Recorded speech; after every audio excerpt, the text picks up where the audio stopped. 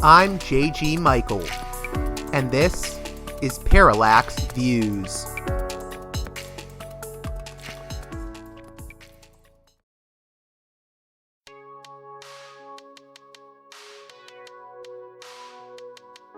There's one more thing, if I could throw this here at the end, and I know we're running a little bit long, but you wrote this article where you mentioned that you think the big risk of post-neoliberalism is that it will not only just throw out the baby, but may even end up keeping the bathwater.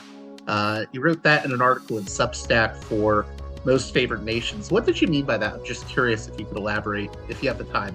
Oh, absolutely, yeah. I mean, there are, I've described a great many things that I think are that are favorable. There are two things that I find problematic. One is the extent to which there's been an expansion of global supply chains in ways that I think are beneficial. But the other thing this has enabled is basically this tax arbitrage. So, for instance, the fact that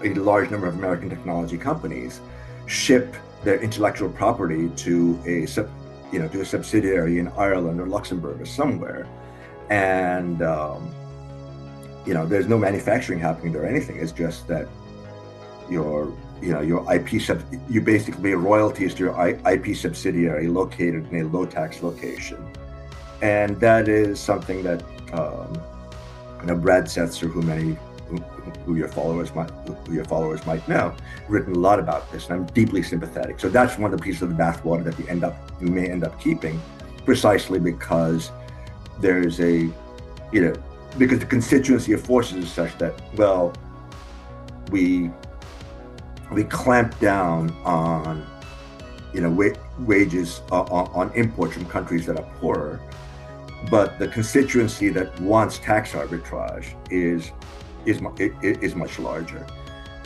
So that's one part of it. I think another one is that, to my mind at least,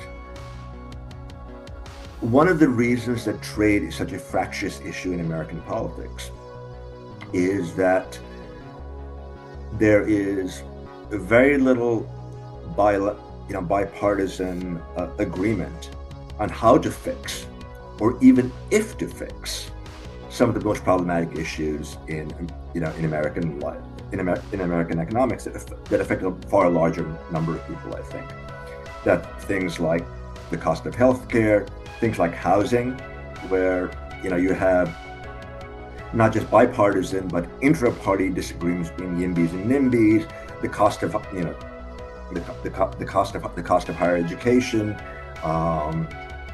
what kind of the issues for low-wage service workers.